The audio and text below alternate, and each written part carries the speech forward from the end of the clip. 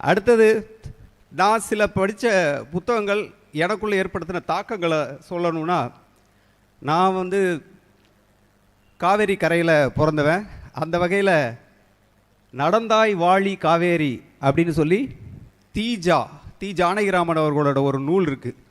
அடடா, அற்புதமான ஒரு பயண இலக்கியம். ஒரு பயண இலக்கியத்தோட ஒரு முன்னோடி தமிழில் அப்படின்னு சொன்னோம்னா அந்த நூலை எல்லாரும் குறிப்பிடுறாங்க, நான் குறிப்பிடலை. அதனால் அந்த நூலை வாங்கி படிக்கும்போது அப்படியே அவர் எவ்வளோ பெரிய ஜாம்பவான் எழுத்துலகத்தில் தி ஜானகிராமன். கூட வந்து சிட்டி அப்படின்றவரோட சேர்ந்து அந்த எழுதியிருப்பார். அவருடைய காவிரி பயணம் பார்த்திங்கன்னா, அங்கே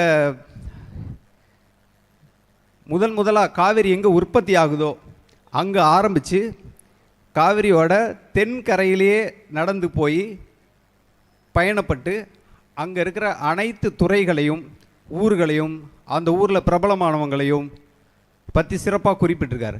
அதே மாதிரி திரும்பி வரும்போது பார்த்திங்கன்னா, அந்த காவிரி கரைக்கா நம்ம தஞ்சாவூர் அந்த கரையை போய் கடந்ததுக்கப்புறம் அங்கேருந்து திரும்ப வர்ற பகுதியை பற்றி வர்ணிக்கும்போது சொல்கிறாரு, தஞ்சாவூர்லேருந்து கோவலனும் கண்ணகியும் நடந்து வந்த பாதையை நாங்கள் பார்க்குறோம் அப்படின்னு அவர் குறிப்பிட்டிருக்காரு.